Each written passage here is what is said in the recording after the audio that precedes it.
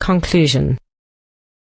Parents can only give good advice or put them on the right paths, but the final forming of a person's character lies in their own hands. Anne Frank. Conclusion. The beginning.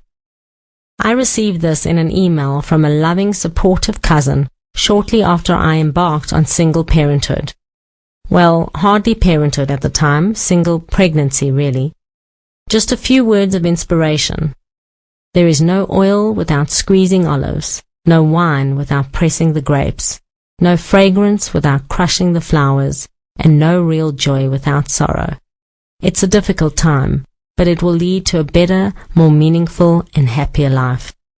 Yep, she was right, and it was difficult. It's hard to navigate a course you never expected to travel, with a compass you were never taught to read. But once you get the hang of it, and with a whole lot of trial and error, it's amazing what you can become, and through that changing what can be achieved. And that is ideally applied in parenting, whenever you are parenting, however you are called, parent. In the spirit of Eleanor Roosevelt, who commented, "Learn from the mistakes of others. You cannot possibly live long enough to make them all yourself." I am hoping this journey we've taken together will spare you some of that trial and error, and will have helped you to journey to the places inside you, perhaps a little lost and longing to be found. And I hope that in some small way, my experiences can contribute towards part of that discovery that helps you to find the best you in you, that enables you to be the best parent you can be.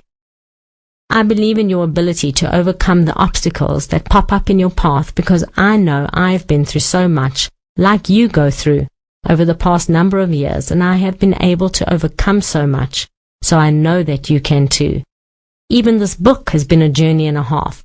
From start to finish, my son has gone from crying for attention to, okay, wait, that hasn't changed too much yet, but at least now we can sit and chat and enjoy each other's company. In fact, he could read this book himself. Time passes. Anyway, we may as well make the most of it and rise above existing and get busy living, right? If it seems a little odd to preface the conclusion of a book on conscious parenting with a quote saying, "It's really up to children to define who they become," let me explain. I have touched on this earlier. I think it's like this. Ultimately, we have had to define ourselves as we moved into our adulthood, and that definition is open to redefinition as we move through life. Agreed? Well, it is the same for our children.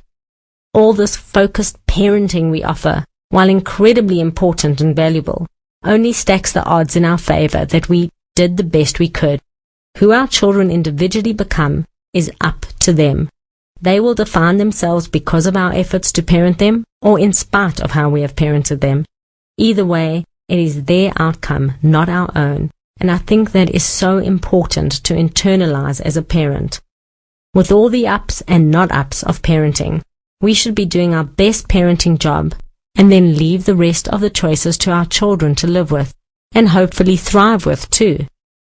I deeply believe that if we raise children with encouragement, we facilitate them expanding the healthy courage that supports them taking risks that are good for them. I believe we'll help our children become more of themselves that way, and then they can find their joy without worrying if their joy is not enough for our expectations. And when children, or adults, pursue what brings them joy, they can achieve their greater self and have a more positive impact on their lives and the lives of those around them, and very often, success in many areas flows from that. For me, that's one of my biggest desires for my son, and I'm willing to do all the work it takes to keep out of his way as he figures out what path to journey through the forest of his life on. So having said that, in case I did not convey the point of the book adequately, it's about doing what it takes with ourselves to be able to be the parent who is bringing compassion and dignity back into parenting and humanity back into our homes, so that our children want to be there while they are forming themselves and not go looking elsewhere for somewhere to belong. So on we both go, you and I.